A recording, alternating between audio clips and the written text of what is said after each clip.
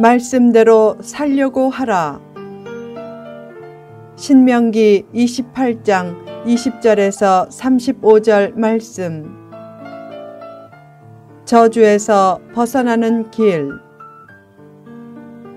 신명기 28장의 전반부 1절에서 14절에는 말씀을 순종할 때 받는 축복이 기록되어 있고 4배 정도의 분량인 후반부 15절에서 68절에는 말씀에 불순종할 때 받는 저주가 기록되어 있다.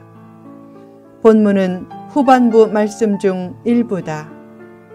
하나님의 말씀에 불순종하면 저주를 받아 어떻게 되는가? 첫째, 만사가 불통된다. 말씀에 불순종하는 악을 행하고 하나님을 잊으면 저주와 혼란과 책망이 임해 속히 파멸된다. 둘째, 질병과 재앙이 생긴다. 말씀에 불순종하면 질병과 재앙으로 이스라엘이 진멸된다. 셋째, 전쟁에서 패배한다.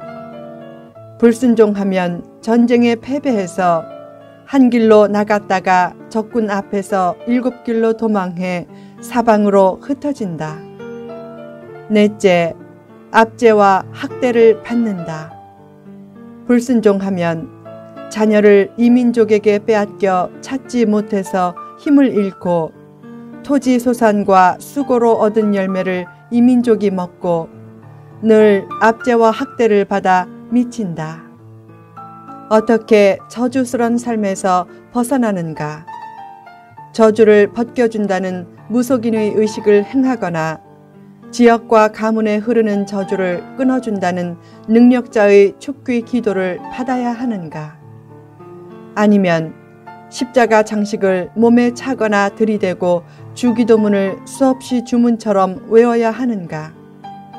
그런 무속적인 방법은 저주를 몰아내기보다 오히려 더 불러온다. 무속적인 방법으로 저주를 물리쳐 준다고 하다가 더 저주와 고난에 처하게 한 거짓 선지자의 모습이 이스라엘의 역사에서 수없이 많았고 지금도 많다. 축복을 무속적인 방법을 통해 얻으려고 하지 말라. 저주에서 벗어나는 길은 단순하다. 모든 저주는 궁극적으로 말씀에 불순종해서 생기기에 진심으로 회개하고 말씀으로 돌아서면 된다. 회개하고 하나님께 돌아와 말씀에 순종하는 것이 저주를 끊고 축복받는 가장 분명한 길이다. 바른 말씀 중심적인 믿음을 추구하라. 불순종할 때 주어지는 축복은 가장된 축복으로서 조만간 사라진다. 순종으로 참된 복을 얻고 그 복을 이웃에게 전해주라. 과거의 순종보다 현재의 순종이 중요하다. 순종하는 삶의 축복. 탕자의 비유에서 첫째 아들은 여러 해 동안 아버지의 말씀대로 순종했던 자기가 더 환대받아야 하는데 탕자로 살다가 돌아온 동생을 아버지가 자기보다 더 환대하는 것 같아 못마땅하게 여겼다. 아버지가 첫째 아들을 설득했다. 아들아, 내 것이 다 내 것이 아니냐. 죽은 줄 알았던 동생이 살아 돌아왔으니 즐거워하는 것을 이해해라. 그 말을 듣고 계속 순종했다면 첫째 아들은 둘째 아들보다 더 큰 축복을 받았을 것이다. 과거에는 순종했어도 현재 불순종하는 모습을 보이면 복의 길에서 이탈된다. 열심히 헌신하고 봉사한 나보다 남이 더 축복받는 것과 같은 상황이 펼쳐지는 것은 내 순종의 진정성을 보시려는 시험일 수 있다. 그때도 계속 순종하면 하나님의 많은 것이 내 것이 된다. 순종을 포기하지 말라.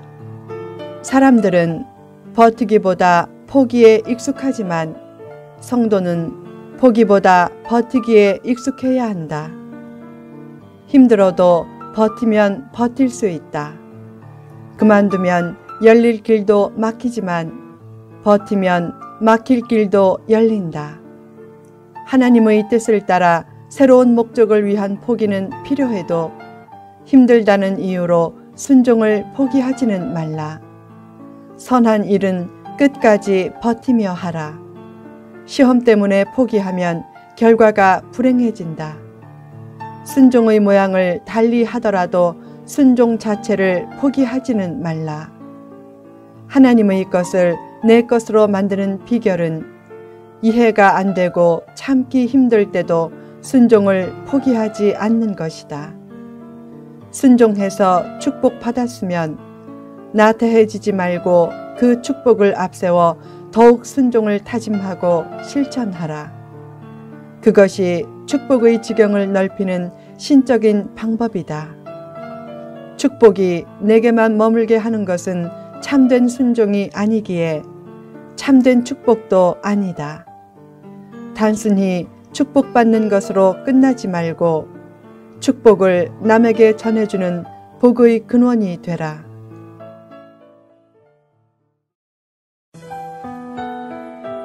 어떤 사람은 축복받는 것 자체를 무조건 기복주의라고 하면서 거부한다. 그러나 하나님보다 축복을 앞세워 추구하는 것이 기복주의지, 하나님을 신실하게 추구하고 말씀에 순종할 때 축복이 따라온다는 것은 기복주의가 아니다.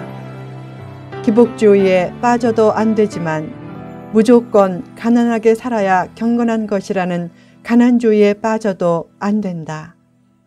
시편 35편 27절에 이런 말씀이 있다.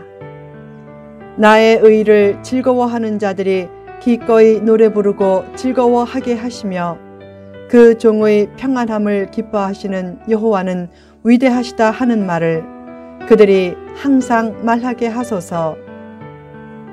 하나님은 의로운 종의 형통을 기뻐하신다. 탕자의 비유에서 탕자가 돈을 탕진한 후 귀가하자 아버지는 기뻐하면서 가장 좋은 옷을 입히고 살찐 소를 잡아 잔치를 벌였다. 그처럼 풍성하게 채워주기를 원하시는 하나님께 돌아서서 순종함으로 하나님의 풍성한 평화, 건강, 재정, 축복을 얻어 누리라. 가난한 말과 생각에 사로잡혀 가난을 운명으로 받아들이는 것은 하나님의 뜻이 아니다. 복을 사모하라. 성도의 앞날이 어떻게 펼쳐질지 구체적으로 몰라도 하나님은 신실한 성도에게 좋은 길을 열어주신다. 왜 하나님은 신명기 28장에서 순종으로 인한 축복의 말씀보다 불순종으로 인한 저주의 말씀을 4배 더 있게 하셨는가? 말씀에 순종하는 삶이 축복을 얻고 저주를 끊어내는 핵심 요소임을 역설적으로 강조하신 것이다. 순종은 축복의 핵심 요소다. 순종을 주저하면 축복은 연기되지만 더 많이 순종하면 더 많은 축복이 예비된다.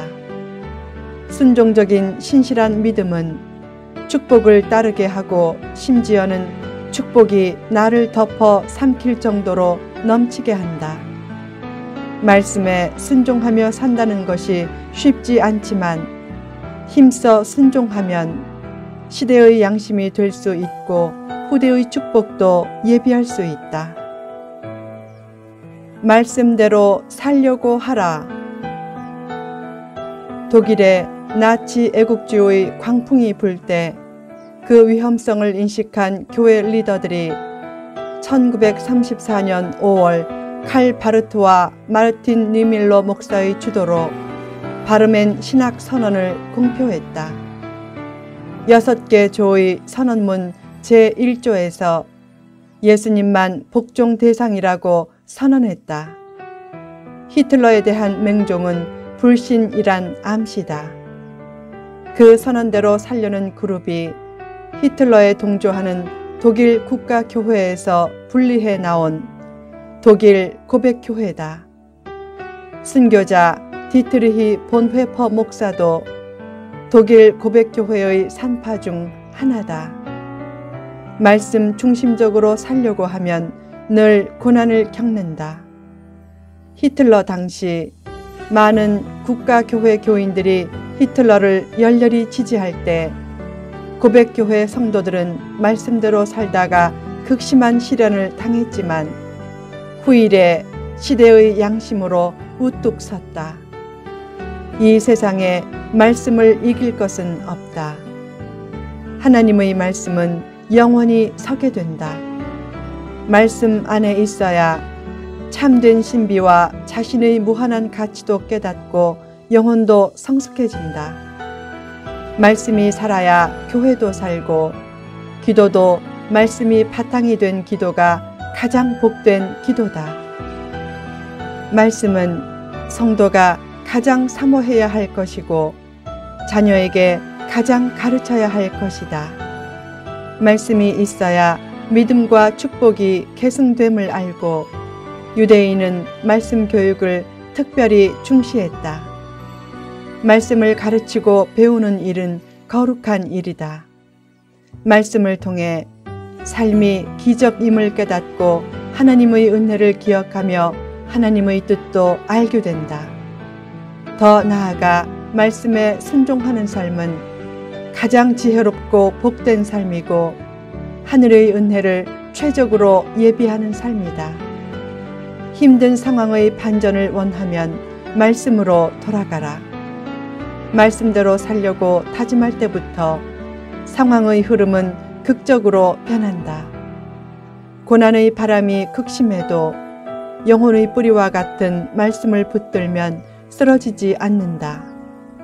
어두운 세상에서도 말씀대로 살려고 하면 평화와 소망도 넘치면서 세상은 밝아지고 변화된다. 말씀에 순종하면 축복받고 말씀에 불순종하면 저주받는다. 하나님은 세상을 변화시킬 거룩한 일꾼을 지금도 찾고 계신다. 누가 그런 일꾼이 되는가?